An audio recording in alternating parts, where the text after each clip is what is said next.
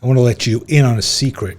When it comes to making beautiful sketchbook pages, the secret isn't necessarily beautiful drawings. That sounds hard to believe, but my drawings are, kind of okay. Some are good, some are bad. But I find that having a really great drawing isn't necessarily a guarantee that I'll have a really great sketchbook page. And conversely, you can have a really great sketchbook page with meh kind of drawings sitting on it as well. Now, as you probably know by now, I think of the sketchbook as an art form. And I think of the entire spread, in fact, the entire book, as something that's more than just a drawing or a collection of drawings.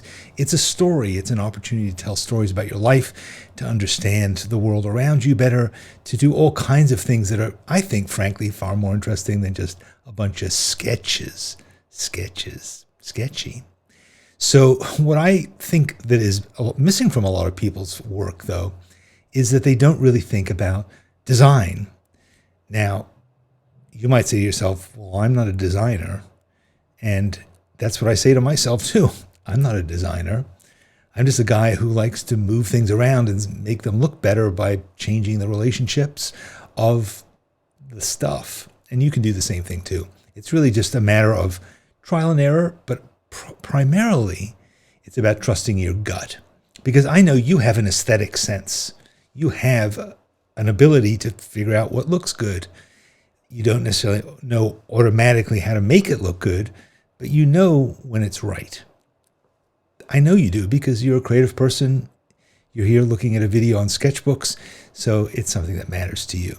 And when I first started to lay out pages in my sketchbook, I thought, well, maybe there's some books or videos or something I can watch, classes I can take about how to design stuff. What are the rules of design? And honestly, I found that there kind of weren't that many or any or anything certainly that was useful. There wasn't a trick to it.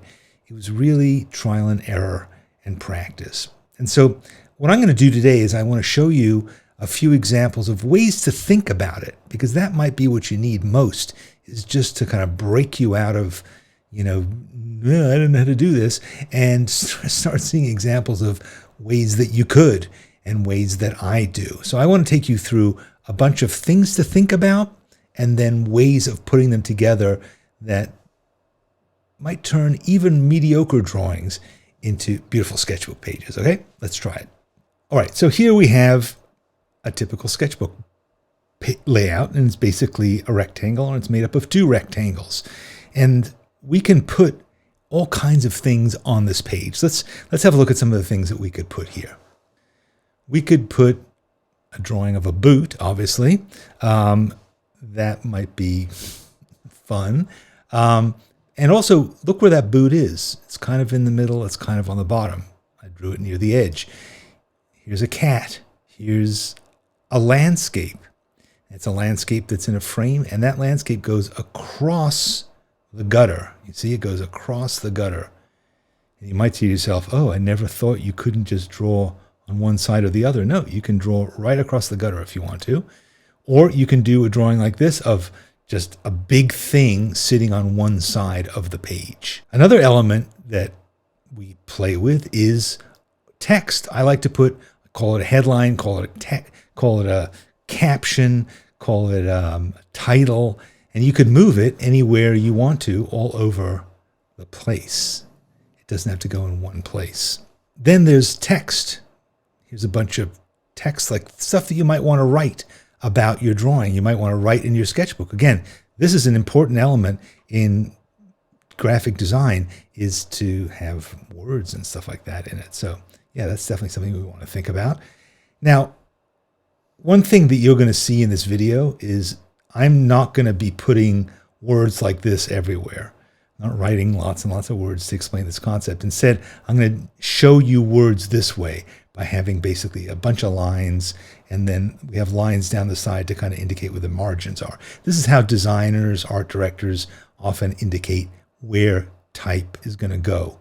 So this is what we're going to do. So you're going to see this. You're not going to see any letters from now on. You're just going to see that. But here's a pretty classic layout. You've got a big picture on one side, and then you've got some text and headline. You might see this in a magazine. You might open a magazine. There's a picture of a person, and then there's a story about them. Here's the title of the story. Here's a bunch of text. Okay, that's a good layout. It works in lots of different ways. You could also put your headline this way. You could run your headline right over your picture if you wanted to.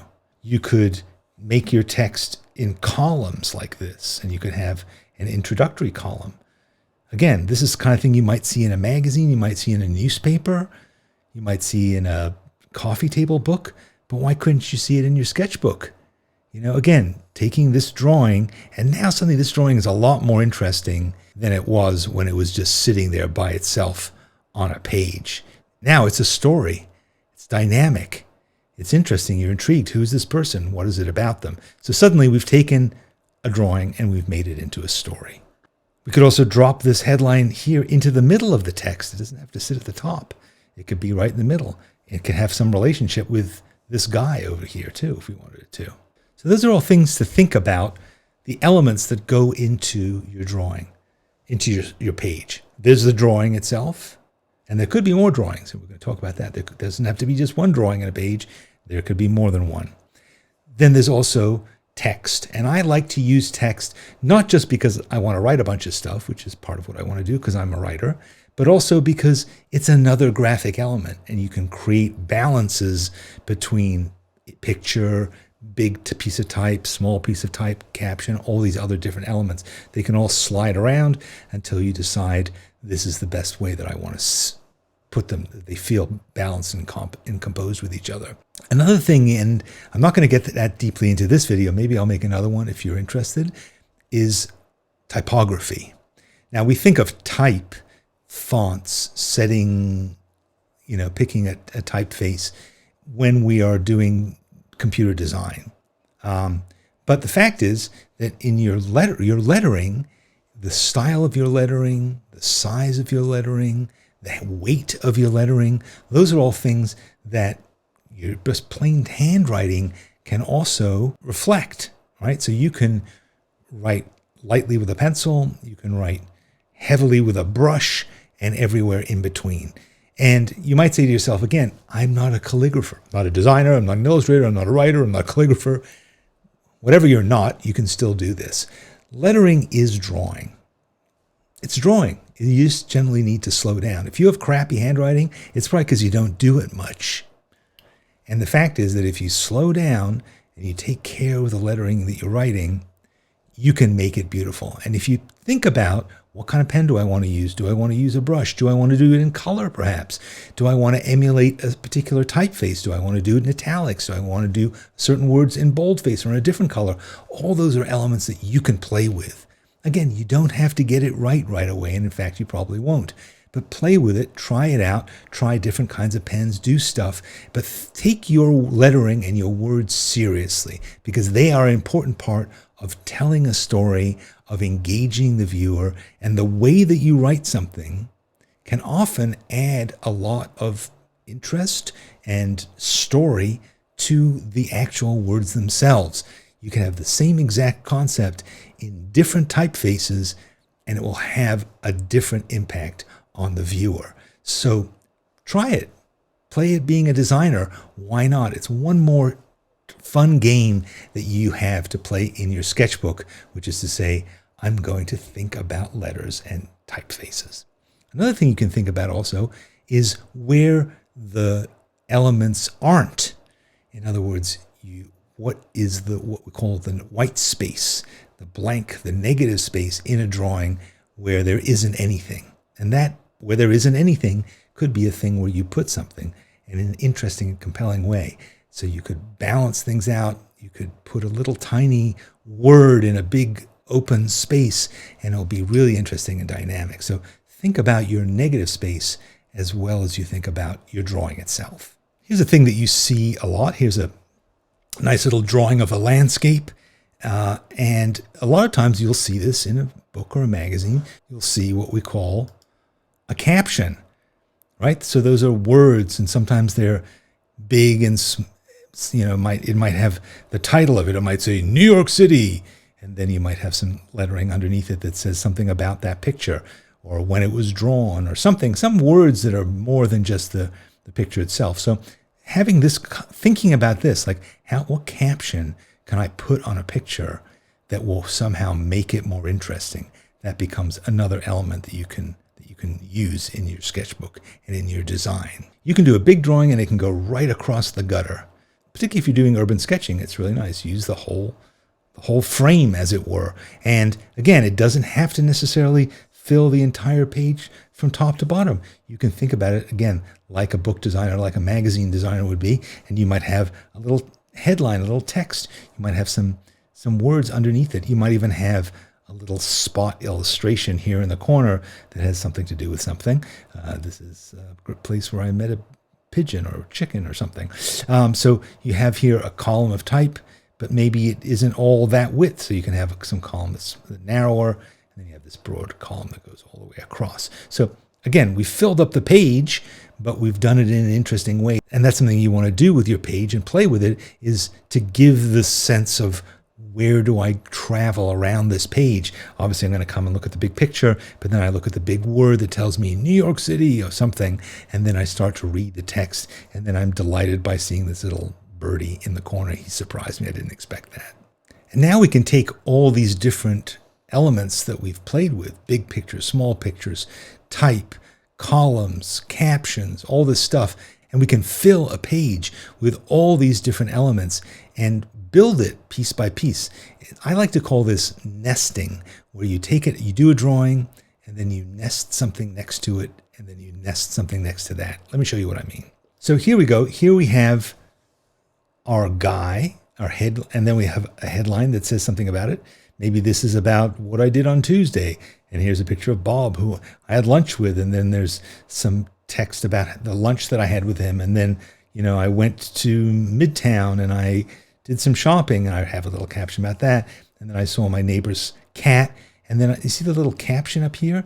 So a caption or a call out is something that has like a little arrow that points to a certain part of it. So this might be a thing that says Felix. And then down here it says, I met a cat.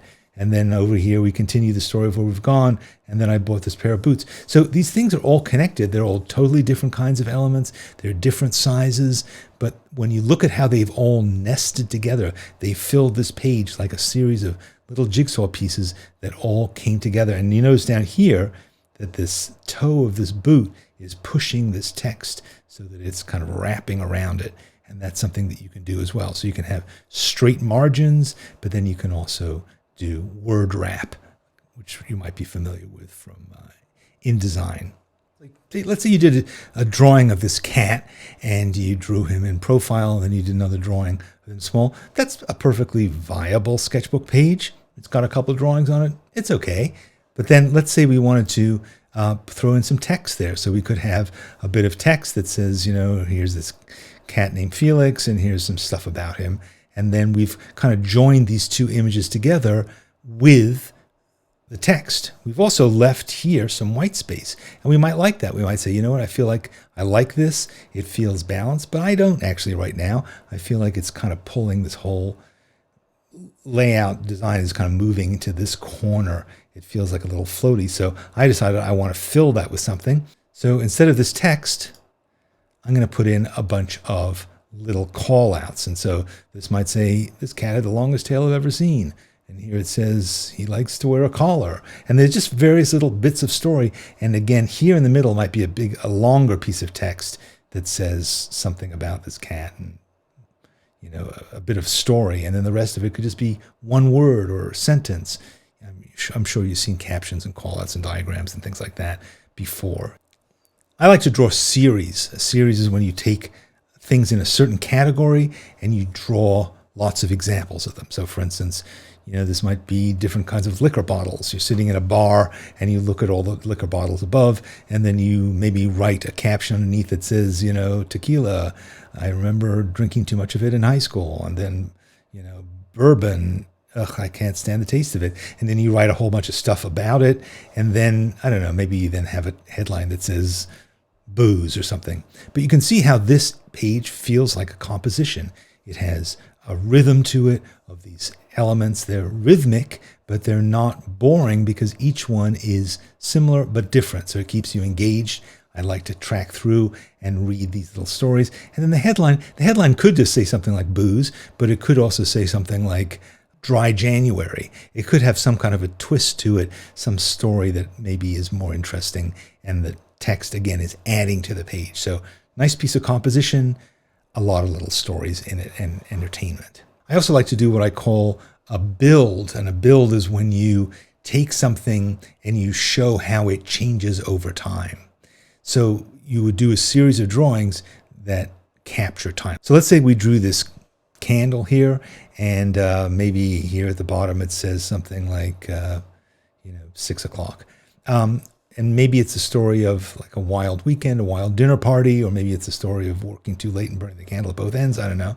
But then we draw a whole series of other drawings of the candle that show it progressively melting. And then maybe each caption has nothing to do with the candle, but it might say, dessert was served, and then somebody started to dance on the table, and so on and so forth, until we have the entire story. And then maybe it has a headline and a bit of text that goes there. And you see how this text is wrapping again around the candles, but it's also creating another shape that's balancing and tying this whole page together so that it feels composed, it feels in balance. It doesn't just feel like a bunch of floating drawings.